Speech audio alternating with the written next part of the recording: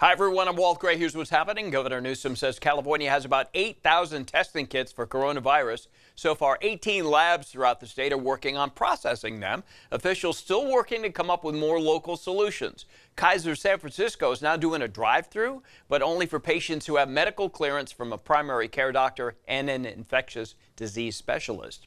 An Elk Grove police officer accused of using excessive force is out of a job, and a sergeant has resigned over the situation. It goes back to June of last year when police got a call about a shoplifting suspect attacking security guards at the Burlington department store on East Stockton Boulevard. Video shows an officer kicking the suspect in the head, and the chief says his sergeant failed to report it. The chief says he didn't find out about it until months later when lawyers came knocking.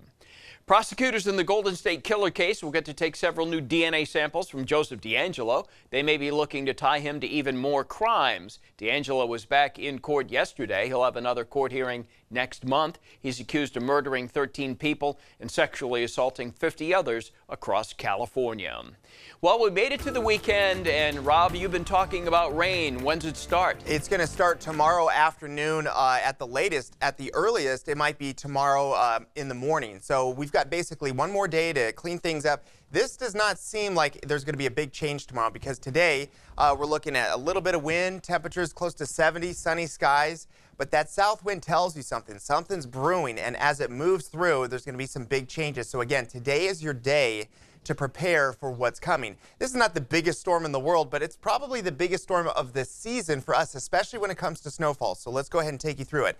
By 11 o'clock in the morning, I think we're already looking at least light rain basically everywhere. So it's sort of a give and take about exactly when it starts. I would say by noon, it's pretty much happening everywhere, but it could start definitely earlier than that by at least a couple hours. So light rain in the beginning, light snow in the mountains, and then it just doesn't really stop. I do see that this lasts all the way until maybe Monday. We're looking at 3 to 4 feet of Sierra snow.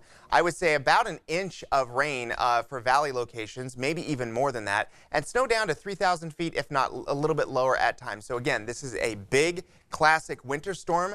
Probably the biggest impacts that you need to think about and worry about is the amount of snow in the mountains in such a short period of time.